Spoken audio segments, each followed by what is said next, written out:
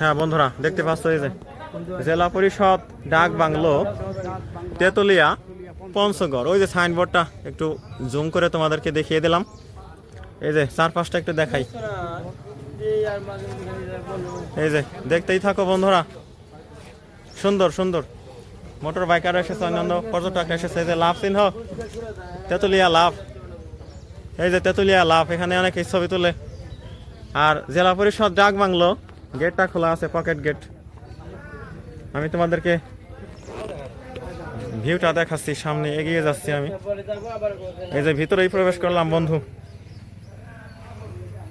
এটাই হলো জেলা পরিষদ ডাক বাংলো। ভিতরটাই যেরকম,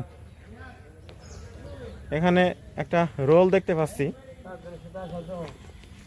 ও এটা চোঙ্গা, এটা কি কালভার্টের যে চোঙ্গা আর কি। এই যে সৈন্য সামন্ত ভাস্কর্য, ওপাশে ছাতা।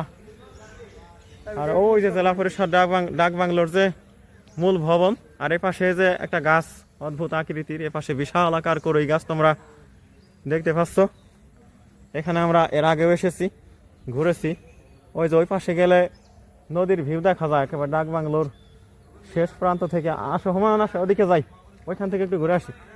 এই যে এই ফুলটা যেন কি ফুল বলে এটাকে, শিউলি না? শিউলি ফুলে ফুলে ছেয়ে আছে গ্রামটা, আর ভরে গেছে সব মানুষের মনটা। এই যে এ পাশে চেনা অচেনা কত রকমের গাছপালাময় এই চত্বর। এই যে কচু গাছ, মনে হয় কচু, এটা তেতুলিয়ার কচু বন্ধুরা, কি রঙিন তাই না? তেতুলিয়ার কচু কত সুন্দর, কত সুন্দর তেতুলিয়ার কচু। এই যে এখানে গাছের ডাল পরে মরে আছে। এই যে পর্যটকেরা এখানে বসে আছে, মজা করছে, গল্প করছে। এত বড় কড়ই গাছ বন্ধুরা, এত বড়, বিশাল, দেখলে একেবারে হতবাক হয়ে যায় যে এত মোটা কড়ই গাছ। ওই যে ডাক বাংলোর ভবন তোমরা দেখতে পাচ্ছ, ওদিকে সীমান্ত প্রাচীর, ডাক বাংলোর সীমান্ত প্রাচীর দেখতে পাচ্ছ। এখানে একেবারে নিচে আমি চলে যাচ্ছি। এই যে ফুলের চত্বর, ফুলের সাথে পাখির সাথে মনের কথা কই। তোমরা যারা এসব কিছু শুনবে তারা কই। এই যে দেখতে পাচ্ছ ফুল কি সুন্দর। আর ওই যে মৌলভী কচু বলছিলাম অন্য ভিডিওতে।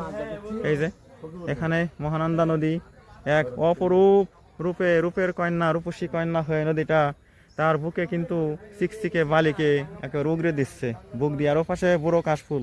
বুড়ো কাশফুল কেন বলছি? কাশফুলটা বুড়ো হয়ে গেছে, পেকে গেছে, তারপরেও কিন্তু অনেক সুন্দর, অনেক সুন্দর। মানুষ বুড়ো হয়ে যায় না? বুড়ো হয়ে গেলে কি মন কি আর বুড়ো হয়? মানুষের মন কিন্তু বুড়ো হয় না সহজে।